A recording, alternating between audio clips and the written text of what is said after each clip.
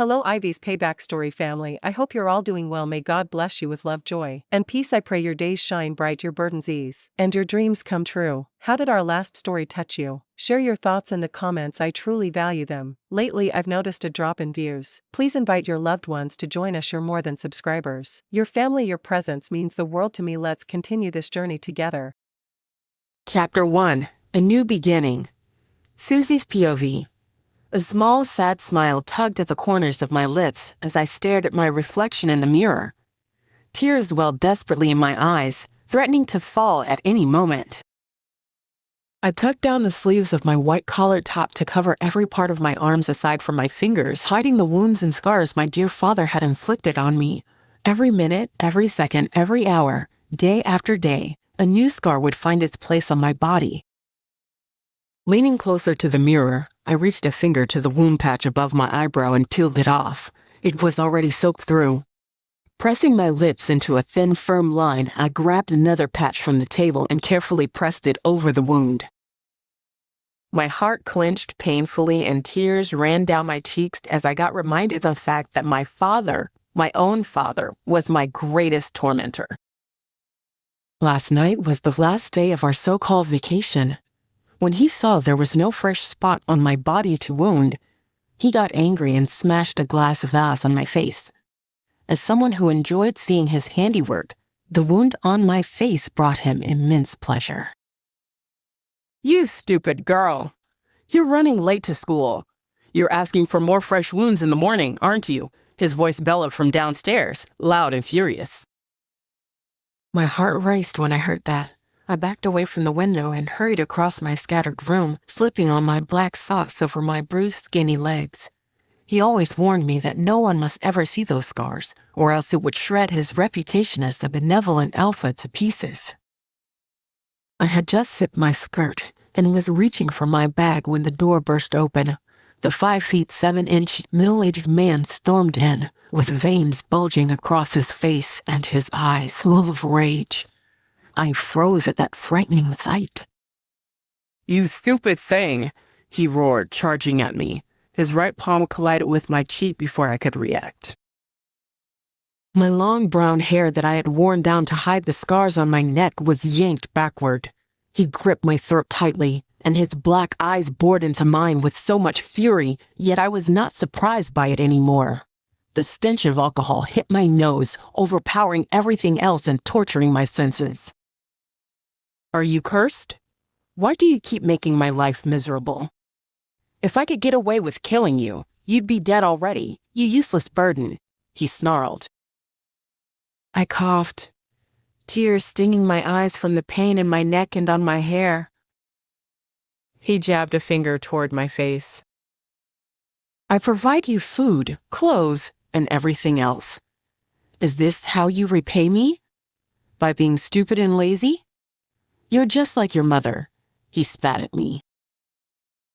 His cold and filthy saliva hit my cheek, but what stung my heart more was the mention of my mother, the woman I wanted to hate for leaving me with this monster, but whom I also silently thanked the moon goddess for granting her a safe escape from him.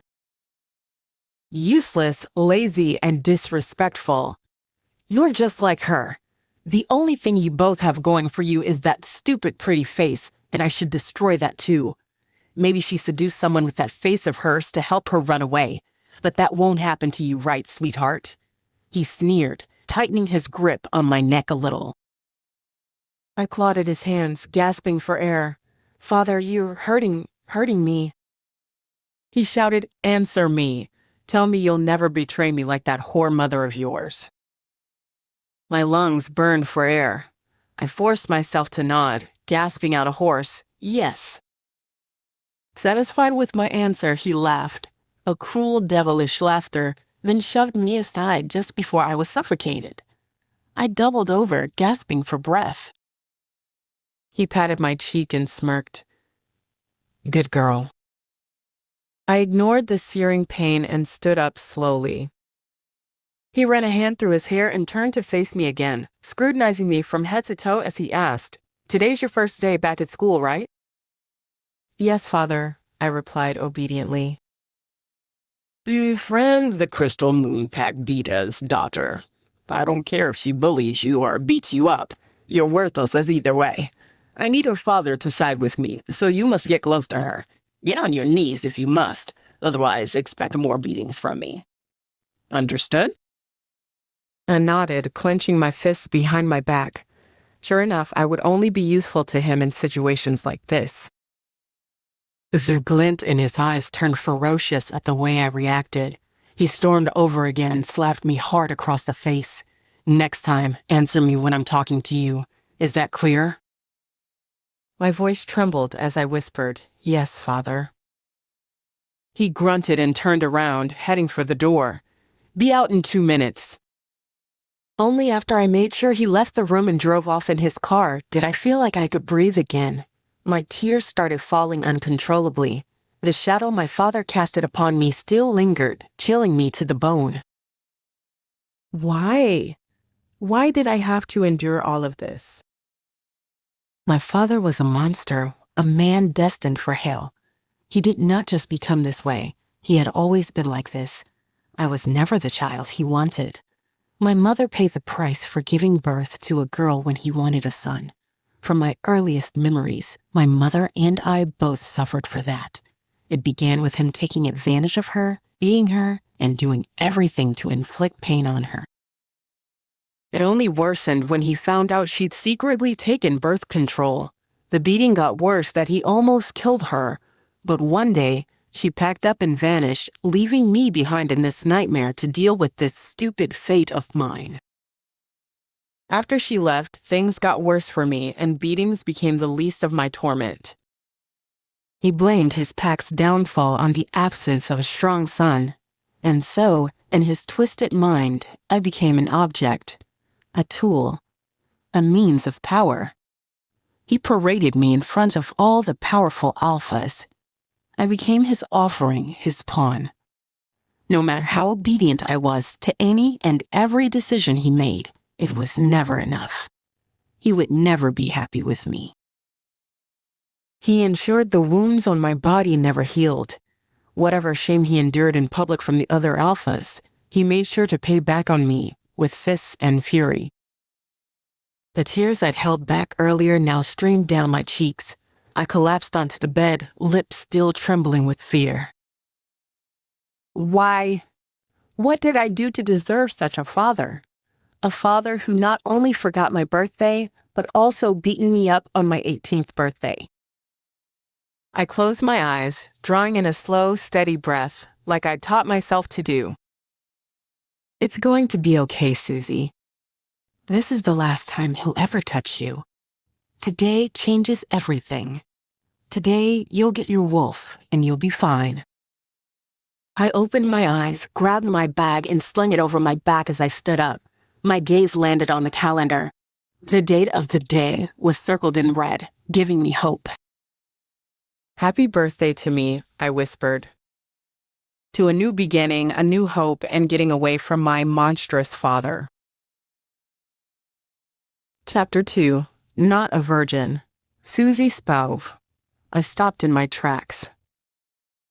The first thing that greeted me when I arrived at school was a huge splash of murky, foamy water poured from the top of the stairs, splashing down from my head to my entire body. I gritted my teeth, clenched my fists at my sides, my lips set in a tight line. It's your birthday, Susie. Do not let anyone ruin it for you. With that in mind, I exhaled a sharp breath and opened my eyes. All I took was one step forward before I slipped and crashed onto the tiled floor. The impact of the fall reignited the pain from my old wounds, making them ache anew. A loud, sinister laugh rang out, and I looked up to see the Queen Bee group approaching. Leah, the daughter of the Beta, and the girl my father desperately wanted me to befriend, was 3 steps ahead of the 2 girls behind her. I immediately sat up. Honestly, I couldn't even be bothered to rise to my feet. Her shoulder-length hair swayed forward as she deigned to lean down to look at me, the corners of her lips curling upward. What a disaster, she muttered, her companion snickering behind her. I gritted my teeth, refusing to meet her gaze. Doing that would only bring me more trouble from her, my father, and the Alpha brothers. She was the campus cheerleader, the heart of the school, and the only girl who'd gotten close to the quadruplet princes of the Black Star Pack. The Black Star Pack, known as the most powerful pack in our entire werewolf community, and also the one my father was most desperate to gain favor with. Still, I'd never met their alpha, who was also the father of the quadruplets. "Oh, you're my favorite thing to bully," Susie says, she crooned, lifting my chin with her middle finger, forcing me to hold her malicious brown eyes. "You can leave this pack and travel to the ends of the earth, and I'd still track you down and make sure you suffer." Where would an idiot like her even run to? She'd be dead before she got anywhere, one of her companions added, and they all burst into laughter again. However, my attention had already shifted to the 4 alpha princes approaching. They were known as the Black Star Brothers: Roy, Blair, Felix, and Asher. These boys were the talk of the school, and their deadly attractiveness was matched only by the danger they posed. Every girl in school wanted them and was obsessed with them. Growing at a rate unattainable by the rest of our kind, they'd gotten their wolves at the age of 16 instead of 18. Their names were synonymous with perfection and luxury. Yet to me, Susie Flatman, their names spelled danger with a capital D. The sight of them always sent a chill down my spine. "Ah." Leah clapped her hands in my face, jolting me back to reality. She straightened up and turned to the brothers, who were now standing behind her and wearing amused expressions. Her enthusiasm was reserved for only one, Felix, the one I, against my better judgment, knew all too well. "Here comes the Prince Charming," she cooed, her eyes darting between Felix and me. "Will you rescue your disastrous bride from the floor? She seems to have trouble finding her feet." The brothers chuckled, shifting their attention to Felix. His jaw tightened, veins bulging as he locked his cold, seething eyes onto mine. This might give the impression of me being afraid of him and his charming brothers, but it hadn't always been this way. I was once Felix's girlfriend, and he used to be my safe place from my monstrous father. He made me feel protected, until the day he found out I was my father's best friend's secret escort. Since then, the warmth in his eyes turned to ice. His touch, once comforting, became something I feared. "Leah," he growled, his voice dripping with warning as he glared at her. Our breakup had changed him. The most cheerful of the brothers had become the coldest. But what could I do? He wouldn't listen to me. I couldn't tell him the truth, not if I wanted to stay alive from my father. And I'd rather be alive and able to see him than being 6 feet under. "Yes, Felix?" Leah teased, pushing further. His lips curled into a cold smirk, his eyes darkening. That was not a good sign. Roy was the first to step forward. He gave Leah a quick peck on the lips and draped his arm over her shoulder. "Leave our Felix alone, yeah. Someone woke up on the wrong side of the bed today," he said with a laugh and glanced at me with disgust in his eyes. I was just about to get up and walk away when Blair suddenly stormed over and kicked me in the stomach.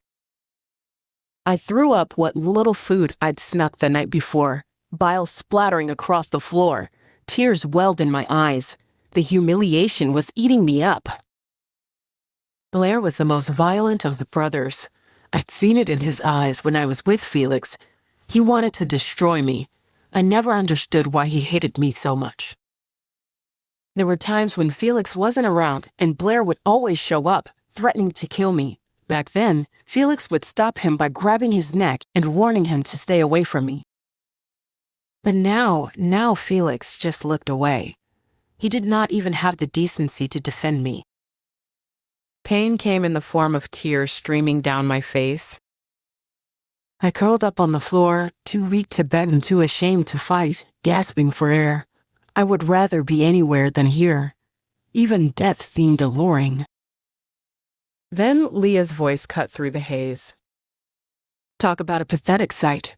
A little kid and this is what you've become," she scoffed. "I should have the principal kick you out. You're a disgrace to this school." "Please. No. Please, Leah." Please. I'll do anything, I begged, clasping my hands together as hot tears spilled down my cheeks. Please, my father, please. Don't, Felix spat coldly. Don't come to class. I don't want to see you at all.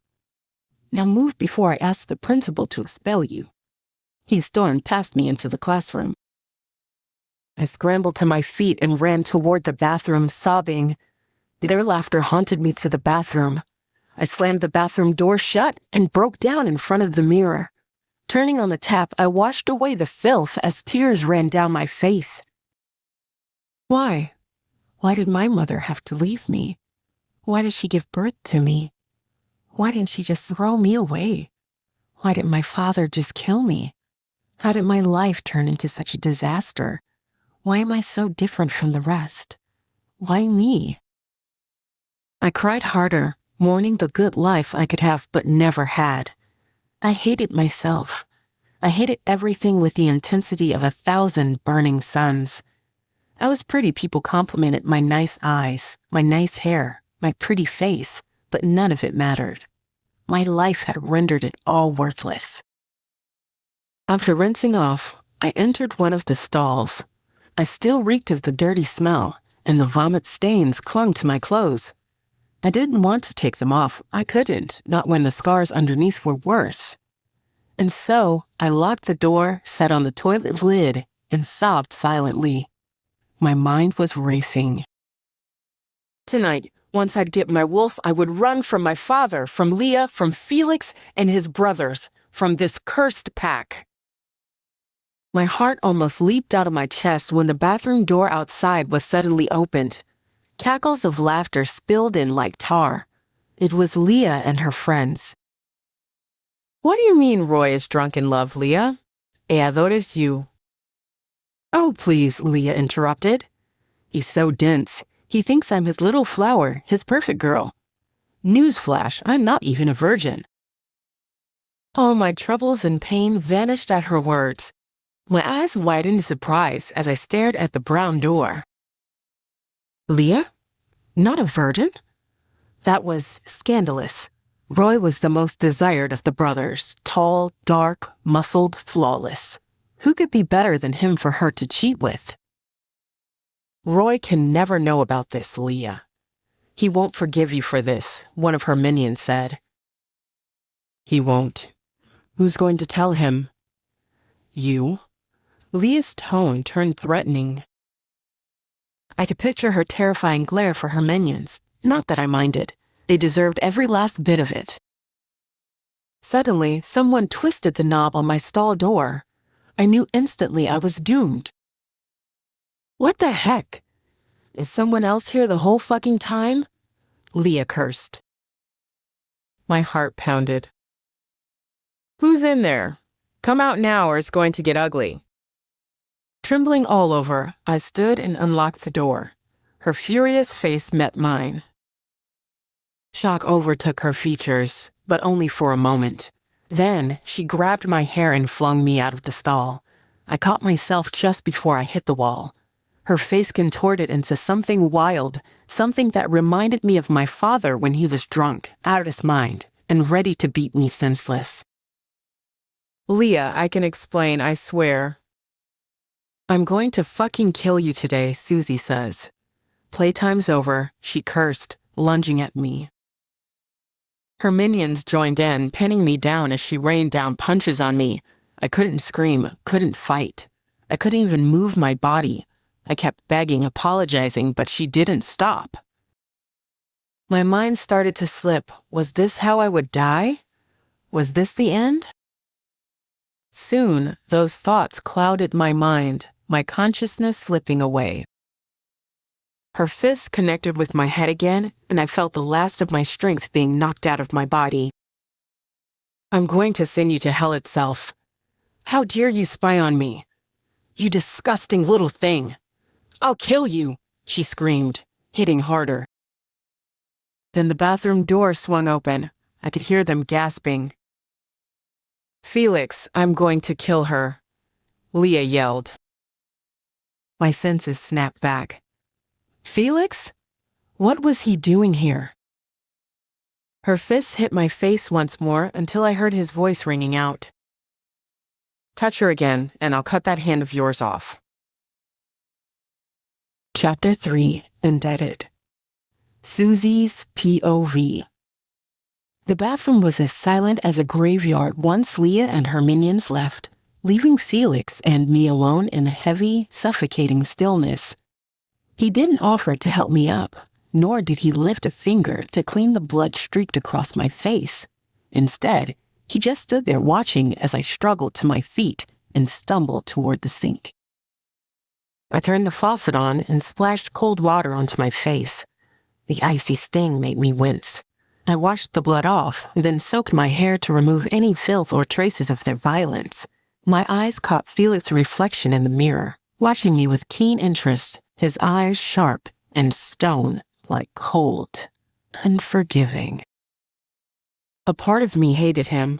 No, most of me hated him. He was the reason I'd lost everything, my friends, my reputation, my peace. I used to be someone. People used to talk to me, smile at me. I had a body that made heads turn, and at one point, I even thanked the moon goddess for bringing him into my life. Felix had been my first crush, my first love, my first kiss, my everything. I had given him everything he'd asked for.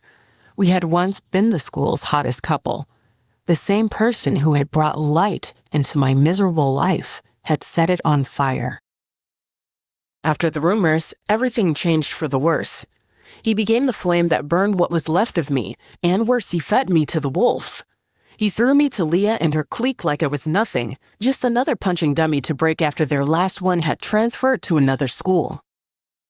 "Are you going to stand there forever?" he asked. "Don't you have classes today?" I bit my lip, refusing to answer. I managed to turn around and head for the hand dryer, trying my best to dry off the water clinging to my skin, but it barely helped. Then I felt it, his breath, warm against the back of my neck. My breath hitched. "You owe me for this," he whispered. I tensed up. "Well, what do you mean?" I stammered, staring ahead, averting his face. He reached out and curled a strand of my wet hair around his finger. I could see it all in the mirror before me. His lips that I had once longed for lingered far too close to my ear. "I don't save useless people, Sus. You know that. Consider this a debt. Now get to class before I change my mind and call Leah back for round 2, he murmured. Then he stepped away, smirking devilishly. His hand gestured toward the door like he was doing me a favor. My heart clenched, anger and pain threatening to spill out of my throat, but I said nothing despite having so much to tell him. I just gazed at him for a long moment before walking out with my jaw tight and eyes burning with unshed tears. "As I live and breathe," the teacher snapped as I entered the classroom. "Where have you been?" "Alpha Felix asked for me," I replied quietly, walking to my seat without waiting for permission. "Oh, she stinks. Does she not have a mirror at home? Maybe her daddy can't afford one. Then she should spread her legs, get some cash, and buy herself a proper mirror." I clenched my jaw as Leah's group continued to throw Snickers at me. The rest of the class were burning stares through me. I could feel their whispers crawling over me like insects. I sat down, pulling out my book and pen with trembling fingers before looking up at the teacher.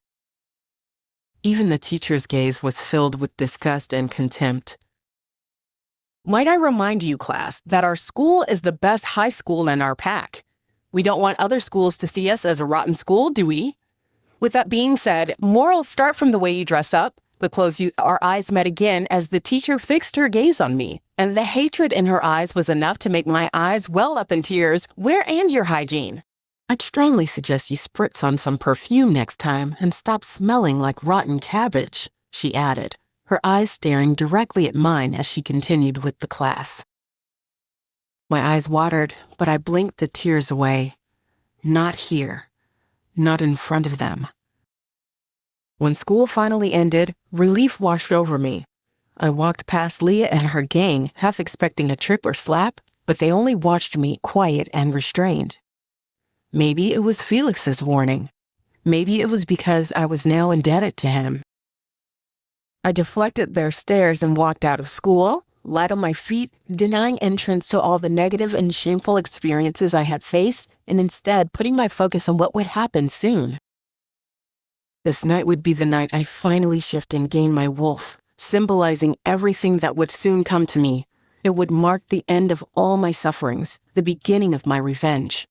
A smile curled at the edge of my lips as I pictured this.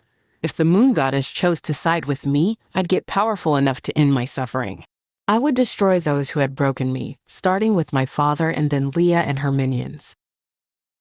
And maybe I'd finally tell Felix the truth and let guilt erode him from the inside for not believing my words. "Hey there, Suz. What's up?" Blair's voice snapped me back to reality. I felt my blood run cold and a shiver down my spine, sending shivers all over my body. I froze as if there was a gun pointed at the back of my head. Why now? It was my great folly in thinking that my punishment was over for the day. Nothing had changed. They hadn't killed me only because they were far from satisfied with tormenting me. There were more tricks they would like to try on me to make me suffer. So why would they stop now? I could hear footsteps getting closer, and so I slowly turned around, not wanting them to think I was ignoring them. Compliance was survival. As I looked up, I noticed Blair was smirking. Behind him stood Asher, the eldest of the quadruplets. Asher! What was he doing here today? He had never participated in their bullying, but again, neither had he ever helped me out. Could it be that they had finally convinced him to join in tormenting me? I bit my lip and managed to squeeze out a hi. My heart raced as I eyed them suspiciously. The two exchanged a glance before Blair stepped forward, forcing me back. Unlike his usual character, the look in his eyes was much softened. He cleared his throat and crouched his hands behind his back as he said, "Well, we heard it's your birthday today, and we want to apologize to you on Felix's behalf." My eyes narrowed with suspicion as I glanced back and forth between the brothers. He continued, "We know we haven't been the best to you since everything happened, but please give us a chance to make it up to you today." My eyes widened even more in shock and surprise, and my danger alarm was setting off. They wouldn't just turn into good people for no reason. I immediately shook my head and pleaded, my eyes starting to sting. "You don't have to. I deserve everything. Please, just let me go," I whispered. I would kneel if I had to. I needed to get away, to make it home, to shift, to finally fight back. I couldn't do this anymore. The mental torment they were subjecting me to was just too much, and I wanted nothing but to see my wolf as soon as possible. They exchanged another look. Blair continued, "Why are you in such a hurry to leave? Someone's throwing you a party." Asher also looked at me expectantly. My heart sank. My father had nearly killed me this morning. Party my ass. Nobody would bother celebrating my birthday. No, I just have homework to complete at home. A disgusting being like me doesn't deserve a celebration. Alpha Blair, Alpha Asher, please just let me go. I promise you won't see me again. Ever. Our poor little princess. Asher, have we gone too far today? Let's celebrate our little princess's birthday together. Blair's smirk widened as he looked at Asher. I never expected Asher to agree with this, and I wanted to refuse, but Blair continued in his emotionless voice, "Since it's your birthday, little princess, we will make sure you're fully pleased with the party." No, please. I started to back away, panic washing over me, but they followed. "You know, if you really want to celebrate somewhere quiet," Blair said, "let's hit your place then." In the end, I had no choice but to bring them to my house. I had a gun hidden under my pillow just in case they pulled a move on me. As soon as we entered my house, Blair's eyes scanned everywhere. "Where's your room?" he asked. As I was walking ahead of them, I turned around to look at him and replied with a weak smile, "Upstairs." Then I rushed into my room, dropped my bag, and reached beneath my pillow. My fingers found it, the cold metallic gun. It immediately put ease on my heart. If they dared to try anything, I would not hesitate to pull the trigger. So, I turned around, swallowing hard, only to see Asher locking the door behind him. Panic exploded in my chest. I widened my eyes and raised my brow, glancing at them. "What's going on?" I asked, voice trembling. They shared a glance before Blair stepped forward and said, "We've heard about you and your nice body. Not to mention, you have a knack for pleasing people. Show us what you've got." My eyes popped in horror. I could not believe this was happening. They walked into my home intending to rape me. I glanced at Asher, the usually composed one who stayed out of all trouble. For the first time, the indifference in his eyes was replaced with lust. "Look, Susie, you've hurt Felix. I believe compensation is in order. It's only fair to balance things out. So now be a good girl and take off your clothes, okay?" Asher added softly. Both of them laughed at that. Chapter 4, Mate. Susie's POV. Neil. Asher's voice echoed through the room. I froze, my eyes widening with every passing second. "Neil? What did he mean by that?" I glanced over at Blair, whose dark, sadistic expression almost mirrored Asher's. "I'm sorry, what?" I blurted out, barely able to form the words as my lips began to tremble. With every step Asher took forward, I instinctively took a few steps back. He advanced slowly with a smirk playing on his lips. My back bumped into the edge of the bed frame, and I knew I had hit a dead end. Asher stood just an inch away from me, leaning in so close I feared our lips would touch. "I want you to please me, to please us, right here and right now," Asher said, his tone low and sultry. My body went rigid, my eyes flew wide. Their gazes quickly flickered to the pillow. That was when I began to contemplate using the gun at that moment, but I brushed that idea away. "Why?" Blair chuckled, walking up to me. He grabbed my neck in a swift move, pulling me closer to him. "On your knees now," he growled. I bit my lips inward as I glared at them, knowing there was no use resisting them. Slowly, I sank to my knees before the two men I deeply resented. They looked down at me, seemingly pleased by my submission, but that irked me to the bone. Asher gripped the back of my neck and guided my face toward his groin. He unzipped his pants, letting his manhood slip free. My eyes scanned the length of his member and widened in disbelief. How could anyone possess such a size? Asher's hand slid into my hair and grabbed it lightly, pressing my lips against the tip of his member. I clenched my jaw before slowly parting my lips, engulfing his member in my mouth reluctantly. Asher let out a soft, satisfied groan. With his hand still buried in my hair, he began to guide my head back and forth as his member slid in and out of my mouth in a repeated motion. "Yeah, that feels good, sus," he groaned. My eyes snapped shut as I bobbed my head back and forth. A wave of humiliation was engulfing me. I could not believe that I would one day find myself in this kind of situation.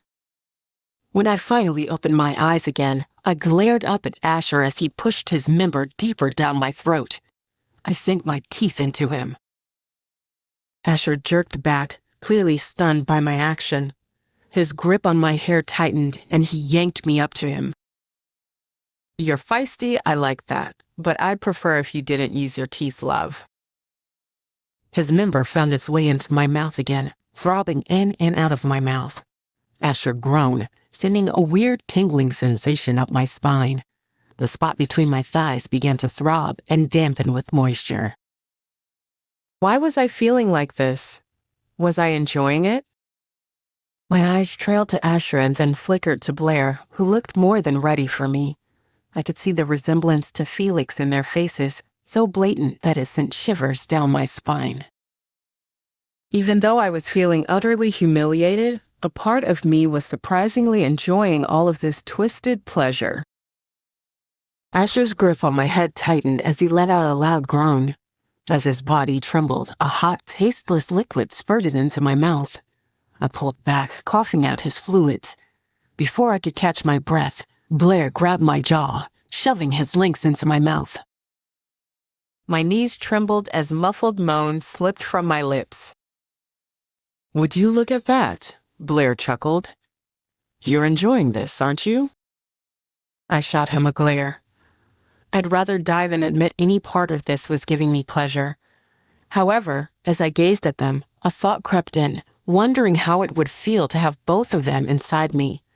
That idea alone sent a deep, pulsing ache between my thighs. As my mind began drifting away, Blair suddenly slammed his hands on my butt cheek, making me jolt. "Come on, stay with me." He grinned. A sting lingered where he'd struck me, the pain blended with the fraction of pleasure. Blair grabbed my head firmly and drove his whole length down my throat. "Fuck yes," he groaned. My legs quivered as Asher struck my buttocks again on the same throbbing spot. Blair pushed my head back and forth, not stopping until I felt his body tremble. I pulled back from him, his seed still spilling down my mouth. "Now that's a sight to admire." Asher smirked. I wiped my mouth, my inner thighs still throbbing. In a flash, Asher grabbed me by the waist and pinned me down on the bed. "What are you doing? Don't touch me." Asher's hand found its way to one of my breasts, while Blair moved to my side and groped the other. Asher cupped his soft flesh, his fingers grazing over my skin, teasing my nipples. Slowly, my nipples grew firm and became visible against the fabric of my clothing. My body crested the waves of pleasure as they continued toying with the sensitive peaks. I bit down on my lower lip, struggling to muffle a moan. Blair's fingers worked skillfully, tugging at my pert nipples. Ecstasy built within me, and I felt myself slowly reeling over the edge. My thighs trembled as release overtook me, a soft moan finally slipping out of my lips. Asher and Blair grinned, seemingly satisfied as they rose from the bed. I glanced down at my thighs, noticing how wet and slick I had become, and everything, humiliation, regret, and fury, crashed down on me. How could I have given in just like that, letting myself enjoy their touches? My heart sank as guilt weighed me down. I had betrayed Felix. My body began to tremble, but then another thought crept in. Why should I feel guilty at all? Perhaps this could be my way of getting back at Felix after everything he had made me go through. I looked up at them and opened my mouth to speak, but I was interrupted by a loud chime of the clock. My eyes widened at that. It was already midnight. The clock in my room continued to chime, each toll echoing through the silence as I stood between Asher and Blair. Then, suddenly, an inexplicable numbness washed over me. A sweet smell began to radiate from the brothers. The sweet scent intensified in the air, intoxicating and dizzying as if drawing me into a magnetic pull. I felt it then, a strange connection, something that could not be explained by words. The clock's chime seemed to linger in the air, marking a pivotal moment. I felt Asher and Blair's gazes nailed onto mine, their intense gazes holding me in place. It was as if time itself had slowed, allowing me to take in every detail, the way their features seemed sharper and more defined. My senses heightened, and I couldn't help but notice the way Asher and Blair's gazes changed. Their pupils dilated almost at the same moment. "Mate," they shouted in unison, their voices resonating with a primal intensity that sent shivers down my spine. Chapter 5. I'm Rejecting You. Susie's POV. Mate. The word hung in the air, the entire room thick with tension, freezing everything in place. My eyes widened as I stared at Asher, then flicked to Blair. I prayed hard in my mind that I had misheard them, but no matter how hard I tried to deny it, I felt it. The mate pull. It was this invisible, inescapable thread tugging at my soul, binding me to them. Panic crashed into me. My knees gave way. I clutched at my hair. My gaze dropped to the floor, too overwhelmed to even look at them. How could this be? How could my mates turn out to be the quadruplets, the alphas I despised with every fiber of my being, the same ones who made it their mission to turn my life into a waking nightmare and drag me through hell day after day? How could they be my mates that I was destined to spend my whole life with? I stumbled back, bumping into the edge of the nightstand before grasping the wall to steady myself. The chimes of the clock echoed louder with each passing second. My thoughts spun into a chaotic whirlwind. I felt disoriented, like I'd just been handed a question that I couldn't answer despite racking my brain. This moment was something I had dreamt of for so long. For years, I would curl up in my room while my father screamed on the other side of my door as I imagined how life would change once I shifted. I would be free. Free from my father's wrath. Free from his control. Aside from that, I also hoped to find my mate, my true love, like how people had described soulmates. I believed my mate would be someone who would cherish me, treat me with kindness, protect me, and love me unconditionally for the rest of my life. However, it seemed like the universe had a twisted sense of humor. That one thing I had yearned for years was unraveling right in front of me. Because instead, I got them. My eyes trailed back to the brothers. Asher and Blair stood before me, still staring at me, their eyes wide with wonder as if I were some angel fallen from the sky. The irony was not lost on me. The two bullies turned out to be my soulmates. How was it possible that they would ever love me? I doubted they would even treat me right. My lips quivered as I bit down on the inside of my cheek, fighting to stay composed. Susie, Save it, I hissed, glaring at them. Asher's face fell, hurt flashing across his features so raw that I felt my chest burning with a sudden ache beneath my rib cage. I grabbed my chest, wincing in pain. Why did it hurt? Was this my wolf's doing? Blair looked no different. His expression mirrored Asher's, full of pain and disbelief. They felt the pain of my rejection. I took in every detail of it. I cursed under my breath. I guess the moon goddess must really hate me. Not only had she given me an abusive father, now she had also given me abusive mates. She must be determined to make my life a living hell, through and through. My fists clenched as I tried to hold myself together. Susie, we're your mates. You don't have to act like we're murderers out to kill you in cold blood or something, Blair said, his voice cracking with frustration. I scoffed at that. You might as well be with everything you've done to me. That's all in the past now, Sess. We're your mates. We'll take care of you, Asher said, stepping toward me with slow and measured movements. Screw that, I screamed. I will never accept you two as my mates. Over my dead body. My words hit them like a hard slap across the cheek. I saw their faces filled with shock and pain, which quickly morphed into something darker, rage. Get out, I whispered, my voice trembling. What? Blair growled. I said, get the hell out of my room and leave me alone, I yelled at the top of my lungs. Do you think we're just going to walk away after finding out you're our mate? You're dead wrong, Suz. We're not letting you go, not now, not ever, Asher bellowed. Within a split second, Asher and Blair lunged toward me. My heart skipped 1,000 beats, terror encroaching on me. With resolution, I reached beneath my pillow and pulled out the cold, heavy metal I'd hidden there. My gun.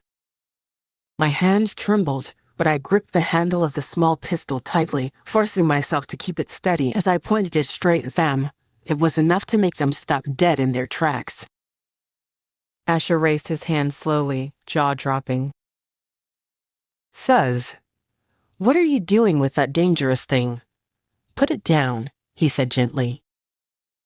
"Do you even know how to use that?" Blair blurted out, incredulous. "Put it down before you hurt yourself." He was not wrong. I'd never used a gun before. I only kept it close to me as a safe measure against my father in case he ever tried to kill me. I glared at them, tightening my grip. Although I had never fired a gun in my life, I was ready to use it at that moment. Adrenaline surged through me. I could feel my heart beating rapidly. "Don't come any closer," I warned, voice trembling. "Take one more step and I swear I'll fucking pull the trigger." "Susie, put the gun down," Blair said softly. "Not a chance," I screamed. Blair's tone changed sharper. "I said, put the damn gun down." With swift motion, they rushed toward me once again. I didn't hesitate. My fingers squeezed the trigger.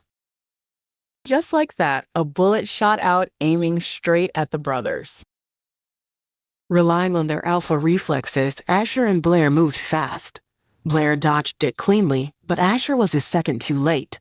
The bullet grazed his arm, ripping through his sleeve and drawing blood. Asher groaned and stumbled back, clutching his wounded arm. And just then I felt it. Their wolves called out to mine, aching from how harshly I rejected them. My heart almost softened at that, but I shoved the feeling down and raised the gun again, although my hands were trembling worse than before. "I'll shoot again," I hissed. "And this time, I won't miss." Suddenly, a sharp throb rang through my skull and my entire body lit up with pain. I groaned, the gun slipping slightly in my grip as I tried to figure out what was happening to my body. And then it clicked. My shift. It was starting. The pain surged, searing through me like hot needles pricking my insides. Still, I gripped the gun tightly and aimed it at them, determined to make them stay away from me. My voice faltered. "Get out." The world around me began to tilt. I could no longer maintain my balance. As my vision blurred into darkness, I also felt the gun slip from my fingers before I hit the floor. Then, darkness.